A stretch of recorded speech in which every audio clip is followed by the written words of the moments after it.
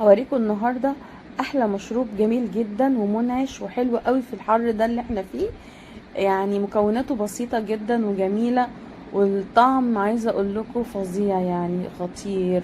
وعلى فكرة مفهوش اي سعرات حرارية، يعني خفيف جدا وما بيزودش في الوزن ولا اي حاجة.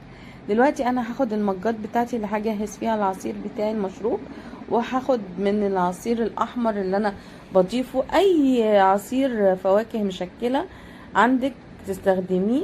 وبعدين حطيت كده شوية سكر على القالب من بره. تمام.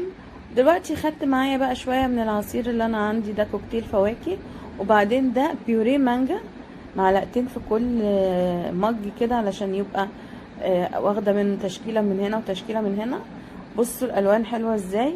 بعد كده بقى ضفت التلج بتاعي، مكعبات تلج صغيرة، هضيفها كلها يعني بكمية وفيرة. المشروب ده حلو قوي لانه بيكون ساقع جدا وجميل جدا. وطبعا انا حتى زي ما قلت لكم اي نوع عصير عندكم، كوكتيل فواكه مفيش مشكله. وبعدين المانجا طبعا هي يعني عايزين تحطوها قطع حطوها، عايزين تعملوها بيوريه كده تهرسوها بالبلندر مفيش اي مشكله. انا بضيف التلج بتاعي دلوقتي بالكميات بتاعته. على فكره عايزه اقول لكم والله العظيم تحفه، طعمه تحفه فعلا وجميل جدا. وزودي تلج مفيش يعني هيسيح يعني في الحر اللي احنا فيه ده. على بال ما تخلصي المج بتاعك هتكون المشروب بقى حلو. دلوقتي انا بحط بقى عصير الكوكتيل بتاعي، بزوده شويه. وضفت بقى مشروب التوت الازرق، سهل جدا.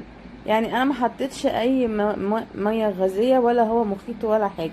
ده كوكتيل عصير تحفه قوي وجميل، وهتشربيه تستمتعي جدا.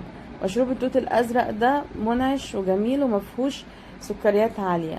وبالهنا والشفا. عارفه حاجه كده في الصيف للضيوف ولادك في السريع، مش هتحتاجي وقت، وبتبقى تتباع باسعار رهيبه.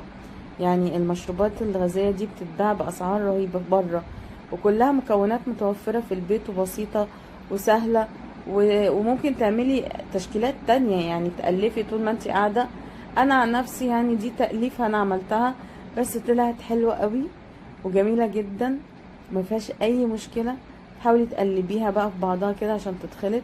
هي شكل الالوان كمان فوق بعضها كده حلو، عملت يعني منظر حلو وجميل. عارفة انتي لو خدتي المشروب ده بره هيكلفك كتير جدا، لكن لما تعمليه في البيت وفي بايديكي هايل يا جماعة. وبالهنا والشفا. طبعا دلوقتي خلطتيه كله مع بعضه، برضو شكله بقى حلو، مفيش اي مشكلة منه وسهل جدا.